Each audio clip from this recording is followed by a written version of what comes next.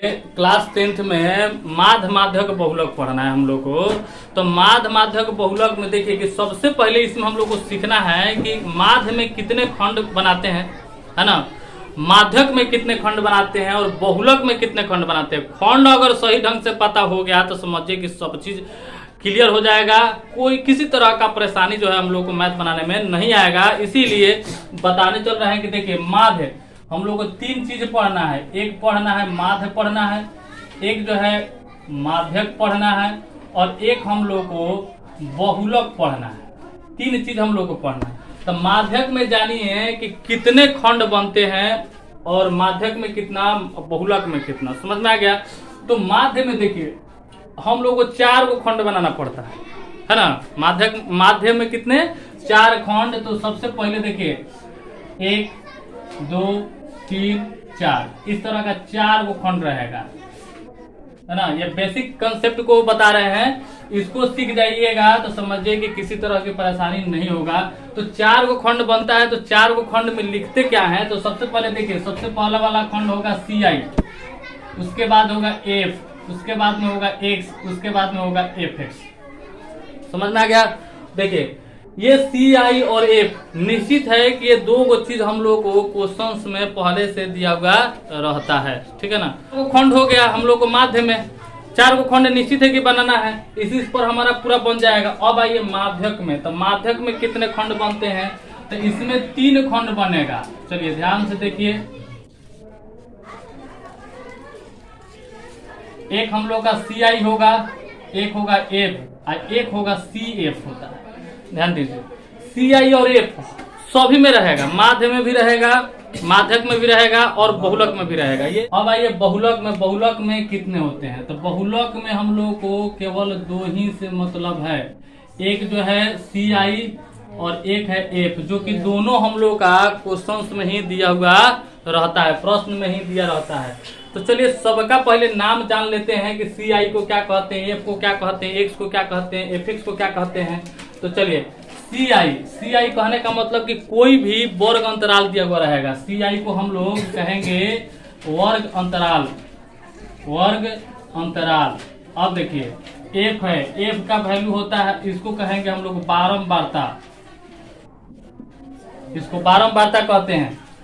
X है तो X का मतलब होता है कि वर्ग चिन्ह, जिसको कहते हैं, किसको कहते हैं, वर्ग चिन्ह।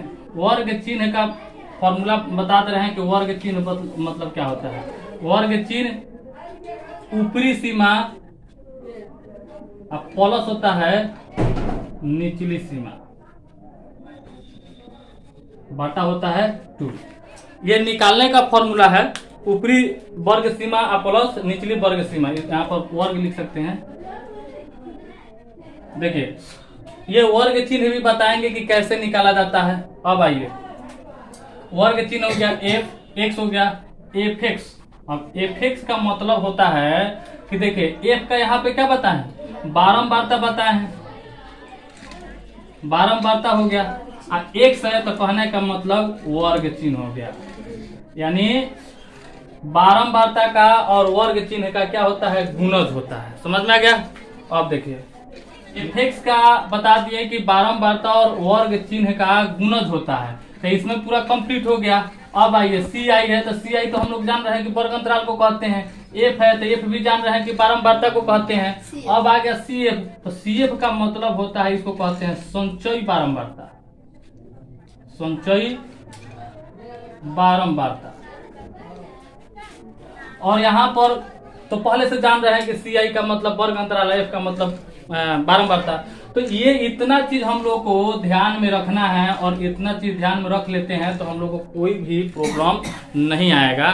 समझ में आ गया कि हम लोग को माध्य के लिए कितने खंड चाहिए, माध्यक के लिए कितने, बहुलक के कितने चाहिए। तो चलिए एक जो है कि क्वेश्चन रख करके, प्रश्न रख करके बताते हैं कि माध्य निकाला जाता है तो कैसे, और 4 को कैसे होता है। नंबर का क्वेश्चन है, इस तरह से प्रश्न दिया हुआ रहता है। पौधों की संख्या दिया है, घरों की संख्या दिया है, इसके जगह पर कुछ और भी नाम जो है कि लिख करके दे सकता है। समझ में आया ना, कि यहाँ पर कुछ भी दे सकता है। तो यहाँ पर देखिए लिखा हुआ रहेगा 0 से 2 है, 2 से 4 है, 4 से 6 है। तो पहले वाला वो होता है CI का मान, किस चीज का मान होता है, CI का। और यहाँ पे दिया हुआ है कि घरों की संख्या, तो घर की संख्या दिया हुआ है, तो ये हमारा F का वैल्यू होता है। ठीक है, कौन का वैल्यू होता है, F का, जिसको हम लोग लिख करके बताए हैं कि F का वैल्यू बारंबारता होता है, बारंबारता को कहते हैं। तो इसको बैठाते हैं पहले किस तरह से, चलिए 4 गो माध्य बनाने के लिए कितने खंड बताए हैं, बनाने के लिए 4 गो बताए हैं। तो सबसे पहली खंड जो है कि बताए हैं CI, दूसरी खंड बताए हैं F। इस खंड को पहले बना लेते हैं, उसके बाद देखिए इस क्वेश्चन को हम यहाँ पर खंड बाई खंड बैठा दिए हैं, जो कि 4 गो खंड में बनाने के लिए बताए हैं कि 4 गो खंड बनता है। तो देखिए इस वर्ग अंतराल को हम यहाँ पे बैठा दिए CI में, और ये घरों की जो संख्या था 1 2 3 4 ये था, ये हम F के जगह पे बैठा दिए। X का मान और Fx का मान हम लोग को सबसे पहले निकालना पड़ता है, समझ में गया। तो कैसे X का मान निकालेंगे, तो X बराबर हम क्या बोले हैं, पहले लिखे हुए थे कि ऊपरी वर्ग की सीमा, ऊपरी वर्ग की सीमा अब प्लस होता है निचली वर्ग की सीमा, निचली वर्ग की सीमा अब बाटा होता है 2, बताए हैं, लिख करके बताए हैं। तो वही जो है ऊपरी वर्ग और निचली वर्ग क्या होता है, तो वर्ग क्या, यहाँ पर वर्ग अंतराल में देखते हैं, ये दोनों को क्या करते हैं, जोड़ते हैं और 2 से क्या कर देते हैं, भाग दे देते हैं, वही हम लोग का X का वैल्यू निकल करके आता है। तो देखिए 0 को और 2 को जोड़ेंगे तो 2 हो जाएगा, और 2 से 2 में भाग देंगे तो कितना हो जाएगा, 1 हो जाएगा। अब देखिए उसी तरह से सब में करेंगे, जैसे 2 और 4 कितना हो जाएगा, 6 में 2 से भाग देंगे 3 आ जाएगा। 4 और 6 कितना देख रहे हैं, 10 हो जा रहा है, और 10 में 2 से भाग देंगे तो 5 होगा। एक चीज और बताते हैं कि इसको समाधान मतलब कि शॉर्ट करने के लिए, यहाँ पर अंतराल देखिए कितना का आ रहा है, 1 का 2 3, 3 2 5, यानी 2 का अंतराल आ रहा है, तो 2 2 बढ़ाते चल जाएंगे, 5 है तो कितना है, 7 हो जाएगा, 7 है तो 9, 9 है तो 11, 11 है तो 13, यानी इस तरह से अंतराल पर बैठाते चल जाएंगे। सुविधा हो जाएगा कि जितना जितना बढ़ रहा है उतना उतना बढ़ाते चल जाएंगे।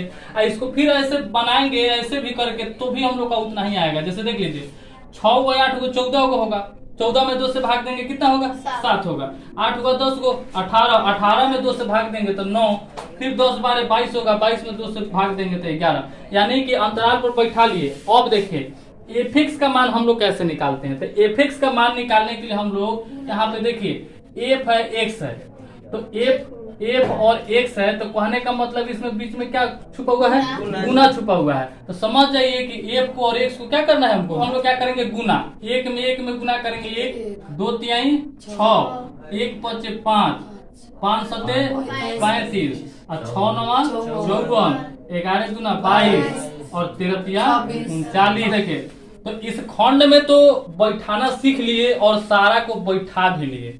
अब देखिए निकालना है कि हम माध्य निकालना है, तो माध्य बराबर फॉर्मूला होता है, ध्यान दीजिए, sigma Fx by sigma F, जो कि हम लोग पहले पढ़े हैं, लिखते थे कि सभी प्रेक्षणों का योग बाटा सभी प्रेक्षणों की कुल संख्या। तो वही मतलब होता है कि सिग्मा सिग्मा कट जाएगा तो बचेगा क्या चीज, Fx बाटा F, समझ में आ गया। तो ये इसमें हम लोग डिनोट करते हैं, सिग्मा लेकर के डिनोट करते हैं और सिग्मा से बनाते हैं, तो होता है माध्य बराबर सिग्मा Fx बाटा सिग्मा F होता है। तो देखिए कहने का मतलब बता दिए कि सिग्मा सिग्मा कट गया, Fx बटा F होगा, तो Fx का मान ऊपर होना चाहिए, F का मान कहाँ होना चाहिए, नीचे होना चाहिए। तो ये कहाँ से आएगा, तो देखिए यहाँ पर Fx है, तो Fx यहाँ पर है, तो देखिए इसको ऐड करना है, यहाँ पर F है तो F का मान देखिए यहाँ पर है, तो इसको भी क्या करना है, ऐड करना है। तो देखिए सभी को जोड़िए, F का मान कितना आ गया मेरे पास, 20 आ गया। ये सभी को अब हम लोग क्या करेंगे, ऐड करके यहाँ पर लिखेंगे। चलिए इस सभी को जोड़े तो 162 आया। अब इस सभी को बैठाइए इस पर, यानी सिग्मा Fx का मान कौन होगा, यही Fx वाला, से 162 होगा, अब बाटा सिग्मा F को आ रहा है, तो सिग्मा F का मान हो गया 20। अब इसको जो है हम लोग भाग दे करके पॉइंट में भी ला सकते हैं, समझ में गया। तो कटाइए 2 से 10, 2 8 16, 2 एकम 2, कितना हो गया 81 बटा 10। इसको हम लोग 8.1 जो है लिख सकते हैं, या इतना जो है हम लोग का आंसर होगा इसका।